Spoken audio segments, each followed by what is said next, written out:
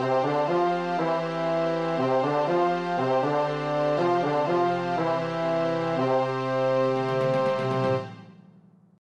evening, I'm Neil Vokey. Our top story tonight, Isfeld's got election fever. This week, the Valley's MLA candidates came to our school to talk to students and answer some questions.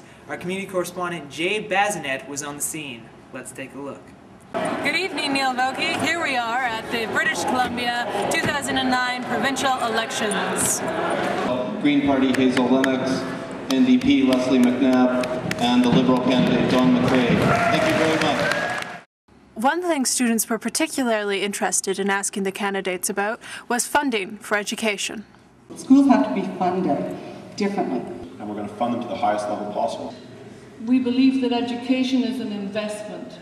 We've funded education to the highest level possible. The school districts have to be funded. So we would definitely fund schools very much.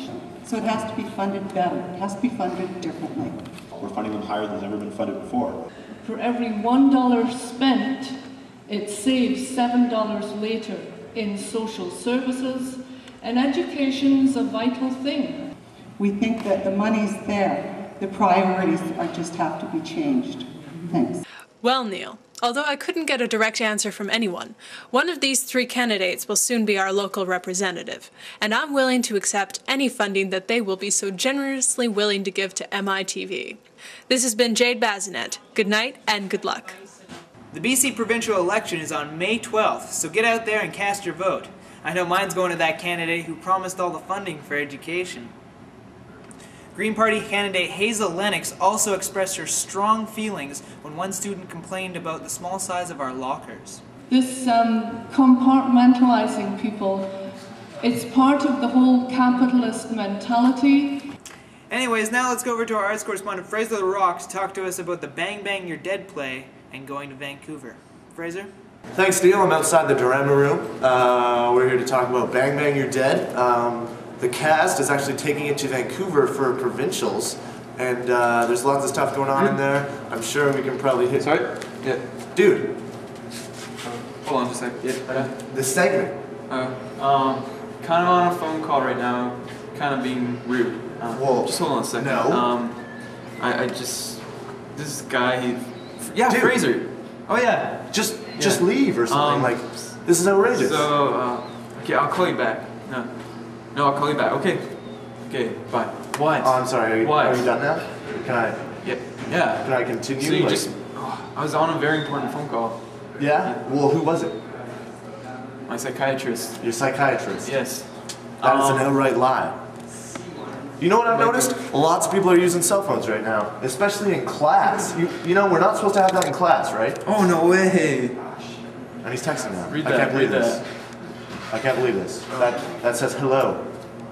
Yeah, but it's from a girl. Okay. Actually, you know what, Neil? I'm going to do a news story right now. Cell phones. In classrooms, in the school, where they're not supposed to be. Hey. All right, text message, entire conversations during class. I don't really understand what's going on. I mean, they're pretty pointless conversations, actually. So I'm going to get to the bottom of this, Neil. How do you feel about cell phones in the school?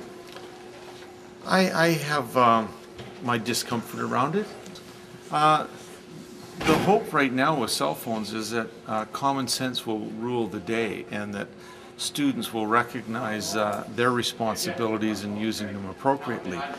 If it gets in the way of instruction, obviously that's a problem. Do you notice a lot of cell phones in your classroom? Yes, I do. Like texting and stuff like that? Texting a lot, game playing, and occasional phone calls. More texting and game playing. What do you think the teachers should do about it if they see a cell phone in their class? Well, if a cell phone, once again, is getting in the way of anything they're doing, I think the cell phone should be taken away and returned later. What is your disciplinary form for somebody that has a cell phone? You've never been in one of my classes, have you? No, I have not. I ignore it. You ignore it? Yeah, I ignore it. You know, if I see it, it's fine. And I don't have a clue how to use them, so I hope they've shut them off. They're going to be going off pretty soon. So yeah, I take them. I take them till the end of the day.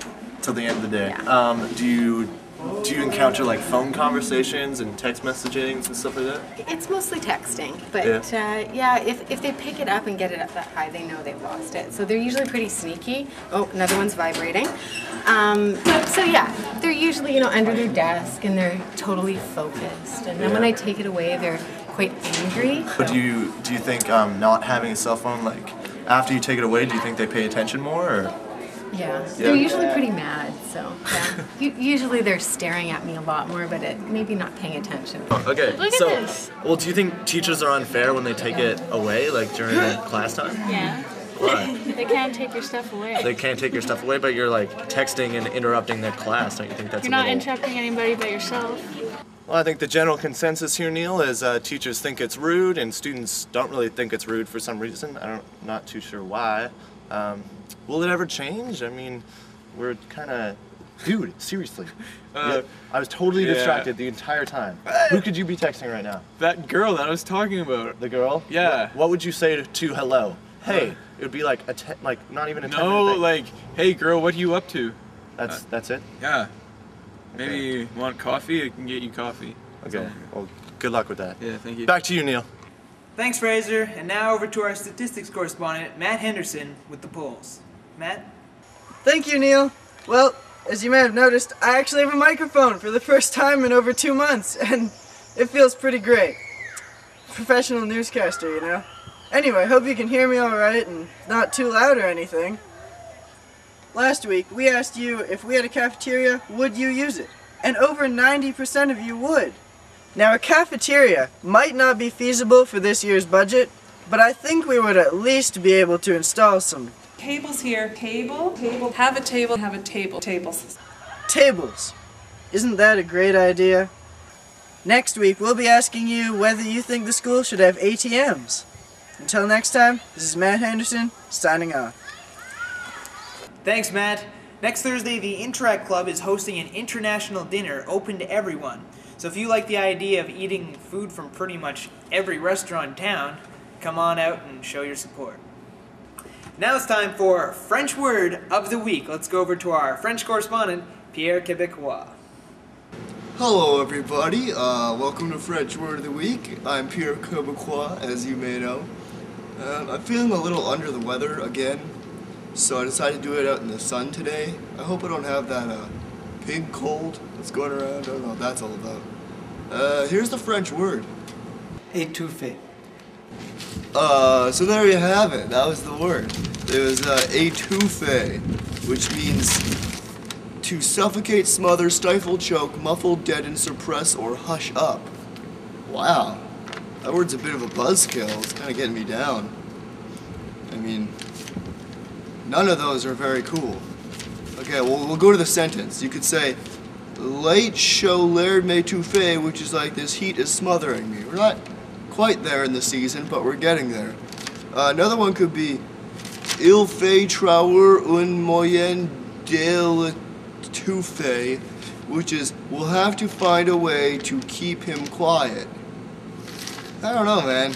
We're late in the season. It's getting summery almost. School's almost over. Why does this word have to exist? It just brings you down. It's a total buzzkill. Anyways, back to you, Neil. Thanks, Pierre. Next week, MITV will start to do the unthinkable. Plan for the future. That is why we are hosting MITV Idol all next week to scope out talent for next year's MITV News team. So, if you're interested, more information will be put up in the hall later today. But in the meantime, let's go over to our junior meteorologist, Kyle Wine. Kyle? Hey there, Neil. Good news. We got sun and lots of it, dude. 3 days. So have fun, man. Get out there. Thanks, Kyle. Well, that wraps up this week of MITV. Get out there and enjoy that sun. We've only got 5 billion more years of it left. Banana! Banana cucumber!